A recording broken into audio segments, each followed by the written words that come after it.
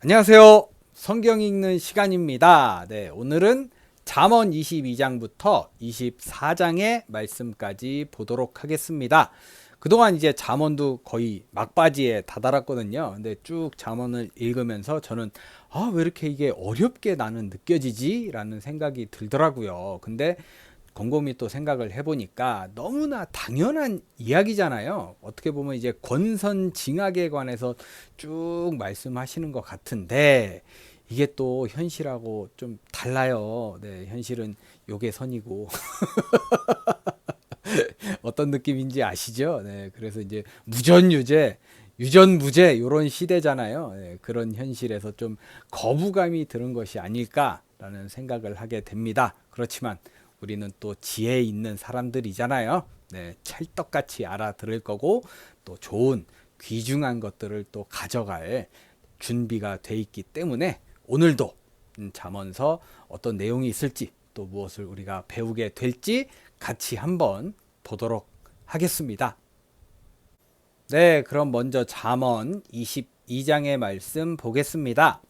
많은 재산보다는 명예를 택하는 것이 낫고 은이나 금보다는 은총을 택하는 것이 낫다. 부유한 사람과 가난한 사람이 다 함께 얽혀서 살지만 이들 모두를 지으신 분은 주님이시다. 슬기로운 사람은 재앙을 보면 숨고 피하지만 어수룩한 사람은 고집을 부리고 나아가다가 화를 입는다. 네, 이게 무식하면 용감하다는 말이 떠오르네요.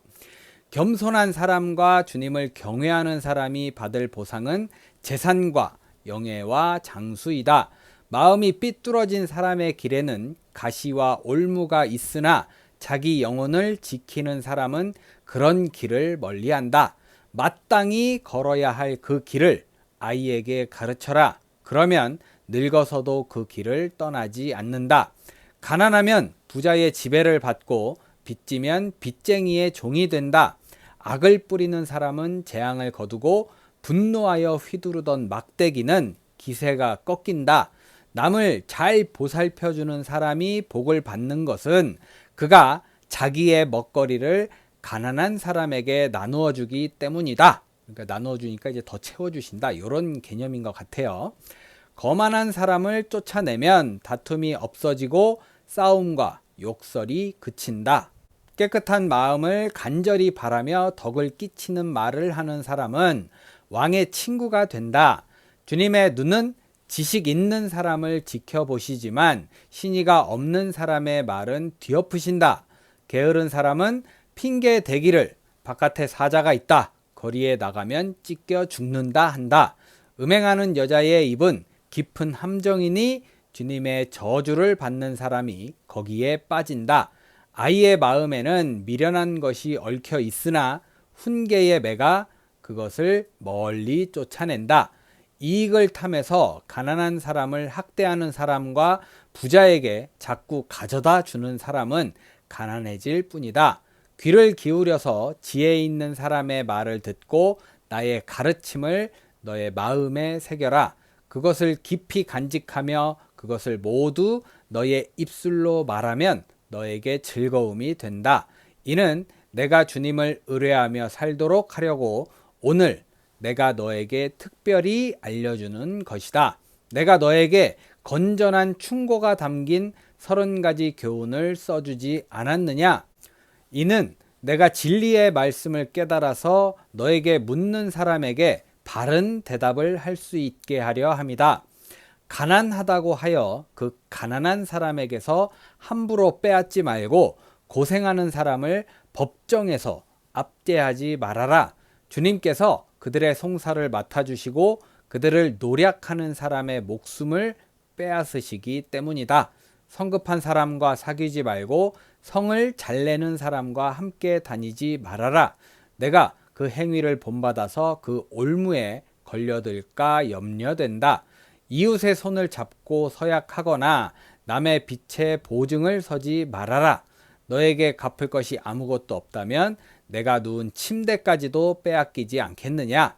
너의 선조들이 세워놓은 그 옛 경계표를 옮기지 말아라. 자기 일에 능숙한 사람을 내가 보았을 것이다. 그런 사람은 왕을 섬길 것이요 대수롭지 않은 사람을 섬기지는 않을 것이다. 보니까 이제 사귐에 있어서 말씀을 하시는 듯한 느낌이 들어서, 저 옛날에는 그랬거든요. 어렸을 때 이제 어르신들이 동네에 사람들이 그랬어요. 좀 애는 꼭 교회 보내라고, 좋은 사람들 많고 본받을 게 많아서 교회를 꼭 보내야 된다고 말을 했는데, 요즘에는 좀 반대가 돼버렸죠. 네, 그래서 좀 많이 안타깝고 반성을 좀 해야 되지 않을까라는 생각이 드는 말씀이네요. 네, 이렇게 잠언 22장의 말씀 마무리 되었습니다. 네, 계속해서 잠언 23장의 말씀 보겠습니다. 내가 높은 사람과 함께 앉아 음식을 먹게 되거든 너의 앞에 누가 앉았는지를 잘 살펴라. 식욕이 마구 동하거든 목에 칼을 대고서라도 억제하여라. 그가 차린 맛난 음식에 욕심을 내지 말아라. 그것은 너를 꾀려는 음식이다. 부자가 되려고 애쓰지 말고 그런 생각을 끊어버릴 슬기를 가져라. 한순간에 없어질 재물을 주목하지 말아라. 재물은 날개를 달고 독수리처럼 하늘로 날아가 버린다. 너는 인색한 사람의 상에서 먹지 말고 그가 즐기는 맛난 음식을 탐내지 말아라. 무릇 그 마음의 생각이 어떠하면 그의 사람됨도 그러하니 그가 말로는 먹고 마셔라 하여도 그 속 마음은 너를 떠나 있다. 내가 조금 먹은 것조차 토하겠고 너의 아첨도 헛된 대로 돌아갈 것이다. 미련한 사람의 귀에는 아무 말도 하지 말아라. 그가 너의 슬기로운 말을 업신여길 것이기 때문이다. 옛날에 세워놓은 밭 경계표를 옮기지 말며 고아들의 밭을 침범하지 말아라.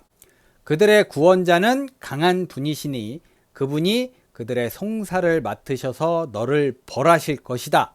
훈계를 너의 마음에 간직하고 지식이 담긴 말씀에 너의 귀를 기울여라. 아이 꾸짖는 것을 삼가지 말아라. 매질을 한다고 하여서 죽지는 않는다. 그에게 매질을 하는 것이 오히려 그의 목숨을 스올에서 구하는 일이다. 네, 이건 훈계입니다. 아동학대랑은 완전히 다른 개념이죠. 내 아이들아, 너의 마음이 지혜로우면 나의 마음도 또한 즐겁다. 내가 입을 열어 옳은 말을 할 때면 나의 속이 다 후련하다. 죄인들을 보고 마음속으로 부러워하지 말고 늘 주님을 경외하여라. 그러면 너의 미래가 밝아지고 너의 소망도 끊어지지 않는다. 내 아이들아, 너는 잘 듣고 지혜를 얻어서 너의 마음을 바르게 이끌어라. 너는 술을 많이 마시는 사람이나 고기를 탐하는 사람과는 어울리지 말아라. 늘 술에 취해 있으면서 먹기만을 탐하는 사람은 재산을 탕진하게 되고 늘 잠에 빠져 있는 사람은 누더기를 걸치게 된다. 너를 낳아준 아버지에게 순종하고 늙은 어머니를 업신여기지 말아라. 진리를 사들이되 팔지는 말아라. 지혜와 훈계와 명철도 그렇게 하여라. 의인의 아버지는 크게 기뻐할 것이며 지혜로운 자식을 둔 아버지는 크게 즐거워할 것이다. 너의 어버이를 즐겁게 하여라. 특히 너를 낳은 어머니를 기쁘게 하여라. 내 아이들아, 나를 눈여겨보고 내가 걸어온 길을 기꺼이 따라라. 음란한 여자는 깊은 구렁이요 부정한 여자는 좁은 함정이다. 강도처럼 남자를 노리고 있다가 숱한 남자를 변절자로 만든다. 네, 이게 읽을 때마다 솔로몬이? 라는 생각이 들게 되네요. 재난을 당할 사람이 누구며 근심하게 될 사람이 누구냐? 다투게 될 사람이 누구며 탄식할 사람이 누구냐? 까닭도 모를 상처를 입을 사람이 누구며 눈이 충혈될 사람이 누구냐? 늦게까지 술자리에 남아있는 사람들, 혼합주만 찾아다니는 사람들이 아니냐? 자네 딸은 포도주가 아무리 붉고 고와도 마실 때에 순하게 넘어가더라도 너는 그것을 쳐다보지도 말아라. 그것이 마침내 뱀처럼 너를 물고 독사처럼 너를 쏠 것이며 눈에는 괴이한 것만 보일 것이며 입에서는 허튼 소리만 나올 것이다.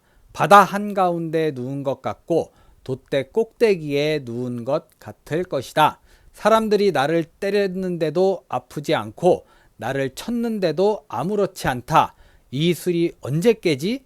술이 깨면 또 한 잔 해야지 하고 말할 것이다. 네, 보니까 술 이야기가 마지막에 나와서 술이 딱 꽂히기는 하는데 전체적으로 욕심 부리지 말라는 것 같아요. 어떤 상황이든 뭐 욕심을 부려서 거기에 올인하고 집중하는 게 참 보기도 좀 안 좋고, 보면 중독이라고 하잖아요. 술도 그렇고 막 먹는 것도 막 욕심내는 사람들 보면 되게 꼴보기 싫을 때가 있어요. 네, 그래서 좀 조심하자, 조심해라, 이런 느낌이 있는 것 같습니다. 이제 아이한테 매질하는 것도 훈계 차원에서 해야 되는데 이상한 사람들도 있잖아요. 네, 그런 느낌으로 정도를 좀 지키자, 이게 되게 어려운 것 같기는 해요. 적당한 게 되게 어렵잖아요.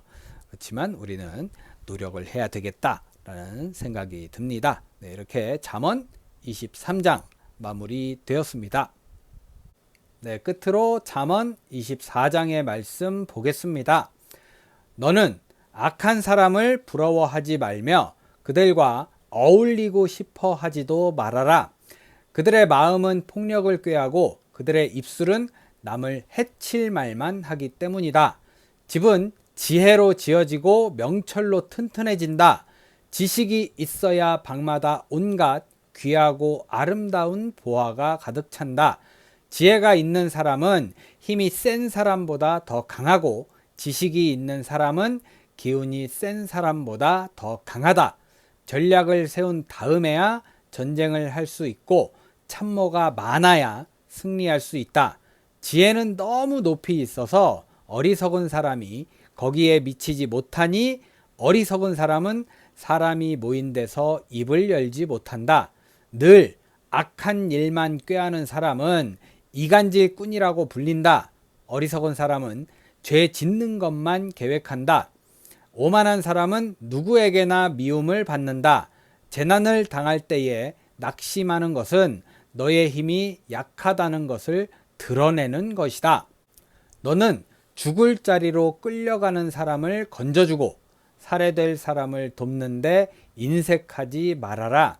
너는 그것이 내 알 바 아니라고 생각하며 살겠지만 마음을 헤아리시는 주님께서 어찌 너의 마음을 모르시겠느냐? 너의 목숨을 지키시는 주님께서 다 알고 계시지 않겠느냐? 그분은 각 사람의 행실대로 갚으실 것이다. 내 아이들아, 꿀을 먹어라. 그것은 좋은 것이다. 송이꿀을 먹어라. 그것은 너의 입에 달콤할 것이다. 지혜도 너의 영혼에게는 그와 같다는 것을 알아라. 그것을 얻으면 너의 장래가 밝아지고 너의 소망이 끊어지지 않는다. 악한 사람아, 의인의 집을 노리지 말고 그가 쉬는 곳을 헐지 말아라. 의인은 7번을 넘어지더라도 다시 일어나지만 악인은 재앙을 만나면 망한다. 원수가 넘어질 때에 즐거워하지 말고 그가 걸려서 쓰러질 때에 마음에 기뻐하지 말아라. 주님께서 이것을 보시고 좋지 않게 여기셔서 그 노여움을 너의 원수로부터 너에게로 돌이키실까 두렵다. 행악자 때문에 분개하지도 말고 악인을 시기하지도 말아라. 행악자에게는 장래가 없고 악인의 등불은 꺼지고 만다. 내 아이들아, 주님과 왕을 경외하고 변절자들과 사귀지 말아라. 그들이 받을 재앙은 갑자기 일어나는 것이니 주님이나 왕이 일으킬 재난을 누가 알겠느냐? 몇 가지 교훈이 더 있다. 재판할 때에 얼굴을 보아 재판하는 것은 옳지 않다. 악인에게 내가 옳다 하는 자는 백성에게서 저주를 받고 뭇 민족에게서 비난을 받을 것이다.